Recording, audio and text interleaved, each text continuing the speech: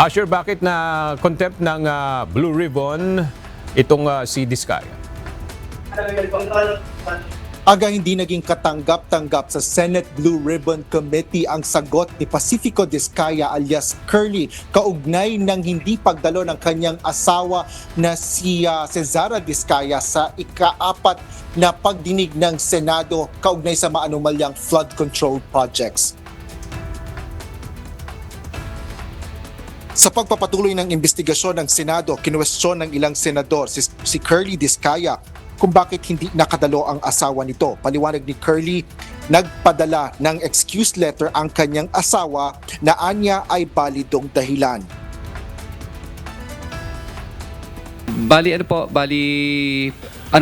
May may heart condition din po siya at saka po nagpadala po siya ng letter po dito. Hindi ko lang po nabasa kung ano yung iba pang content. Binasa naman ng chairman ng komite na si Senate President at Pro Tempore Panfilo Ping Lacson ng excuse letter ni Sara Diskaya. Batay sa sulat, hindi ito makadadalo sa pagdinig dahil may nauna na itong nakaschedule na meeting sa kanyang mga empleyado na ang iba ay manggagaling pa sa ibang lugar. Dahil sa magkaibang dahilan na ibinigay ng mag-asawa, hindi na kumbinse ang komite sa sagot ni Curly Diskaya. The chair asks, what is the pleasure of the members? I-contempt, Mr. Chair. Is that a motion? I seconded, Mr. Chair. Kindly raise a motion. I-contempt, Mr. Chair. I want move, Mr. Chair. I want Mr. Chair? file him in contempt for lying. There's a motion to cite in contempt of the committee, Mr. Diskaya. So, there's no objection. So, Mr. Diskaya, you are cited in contempt of this committee. Nagdesisyon naman ang komite na isyuhan din ng show cause order si Sara Diskaya upang pagpaliwanagin kung bakit ito hindi nakadalo. Kapag hindi pa rin nasa-satisfy na kumbinsi ang komite, ay saka ito papatawan ng contempt order.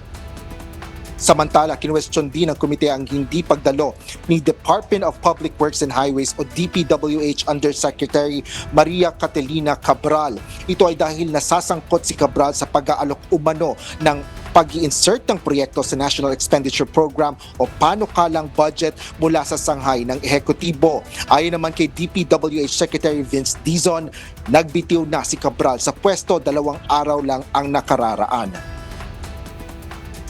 No, she informed me by message late last night that she had written the committee to inform her of that, to inform the committee of her of the acceptance of her courtesy resignation, and thus I think requested not to attend. But of course, even if she is now just a private citizen and no longer part of the DPWH, I'm sure will require her to attend. She still must attend, but now no longer as a official of the DPWH, but as a private citizen.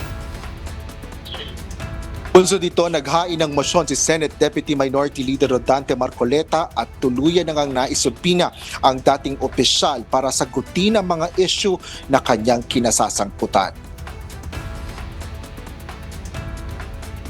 Aga ilan pang hatol ang ibinaba o pinataw ng Senate Blue Ribbon Committee sa mga dumalo sa pagdinig na ito ng Senado. Kabilang na dyan si Henry Alcantara, ang dating District Engineer ng DPWH Bulacan 1st District Engineering Office.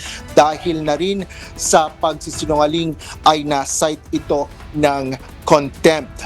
Humingi naman ng legislative immunity kapwa sina Bryce Hernandez at ang isang contractor na dahil sa kanilang bago sila magbigay ng kanilang mga pahayag sa Senado.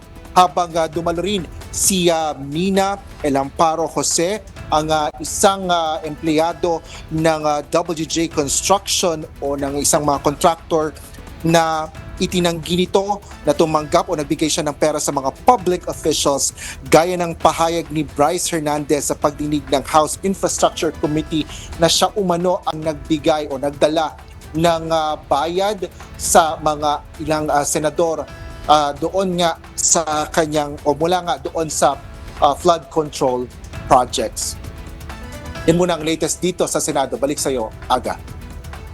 Maraming salamat, Asher Kadapan Jr.